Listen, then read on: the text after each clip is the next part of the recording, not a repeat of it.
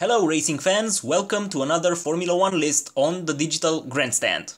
Please do subscribe for more stuff like this in addition to the usual previews, drinking rules, predictions and reviews. Alright, plug done. I'm Chip and today we're taking a look at the best season finale tracks in Formula 1 and why they all deserve this very prestigious spot on the calendar. Because the final race of an F1 season has to be something special. The atmosphere, the passion emanating from the fans, the track layout, everything has to be tip-top. Even if, as it is the case this year, both championships got decided prior to the finale. Let's get cracking. Number 10, the Abu Dhabi Grand Prix at the Yas Marina circuit. Starting with a controversial one, right?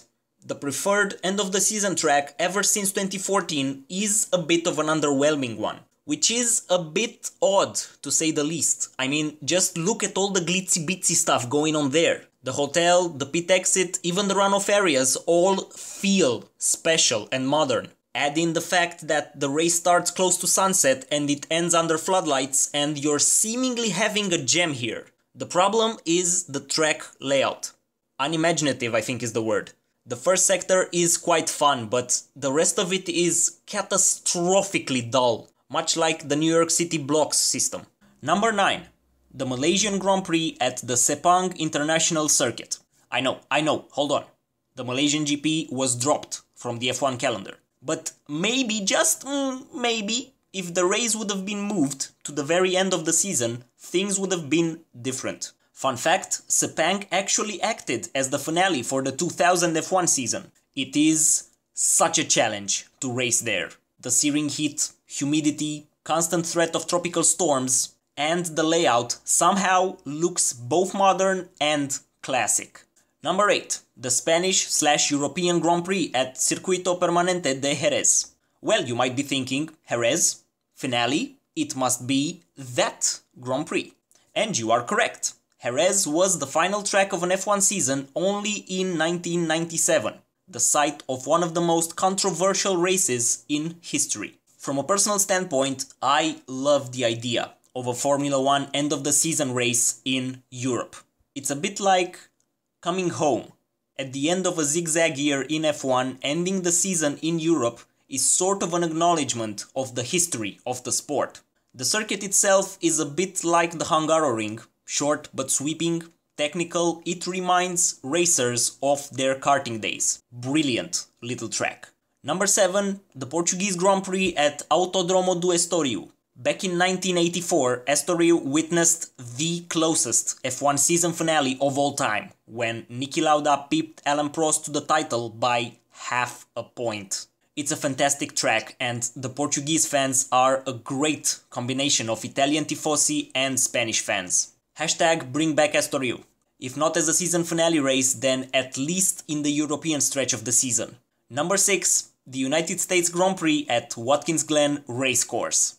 Emerson Fittipaldi took his first win here in 1970, as did François Sever in 1971. However, Watkins Glen is mostly remembered as the track where the Frenchman crashed to his death at the end of the 73 season. As an end-of-the-year event, this one works not only because of the great layout, but also due to the fact it has sort of a hippie, carefree vibe to it. Number 5. The Japanese Grand Prix at Suzuka Circuit. Now, that's what I'm talking about. A true racer's track, this one. Picture the scene. It's the end of a long F1 season, both championships are still up for grabs, and the final Grand Prix is in Japan, at one of the greatest tracks ever to grace the sport. Come on, one final brilliant flat-out race, a recipe for spectacular racing.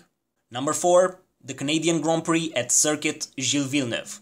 I simply hate Canada's current position on the F1 calendar. In full swing of the European season, Formula 1 has to cross the Atlantic pond for a single event in North America. Why? What's the point? What's the logic behind it? Move the Canadian GP to the tail end of the season. It makes more sense. The fans are great, the facilities are spectacular, the city always comes alive, and the track is most definitely a classic. Number 3. The Mexican Grand Prix at Autodromo Hermanos Rodriguez.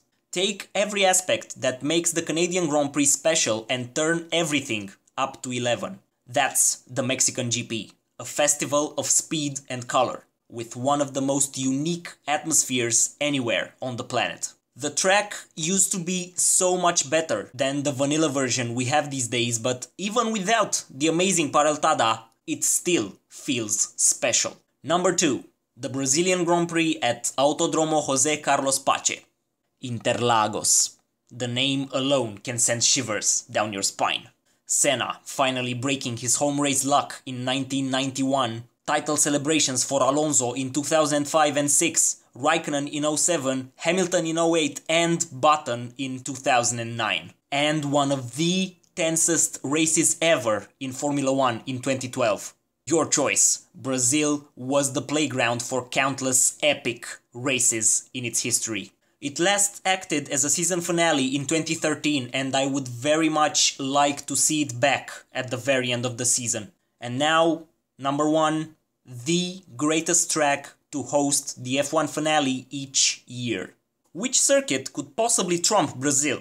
What country has a more unique atmosphere than Mexico? Which one screams Formula 1 more than any other place on Earth?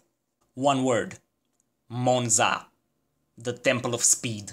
The Italian Grand Prix actually acted as the season finale in the 50s, alternating for a bit with the Spanish one. So try this. Visualize the late great Alberto Ascari driving the Scarlet Ferrari in front of the Tifosi during the final race of the 1952 season, then taking the win and the championship and repeating the whole thing 1 year later. Now, imagine Ferrari taking their first title in a million years and the place to seal it off? Monza. The roar from the crowd would be absolutely intoxicating.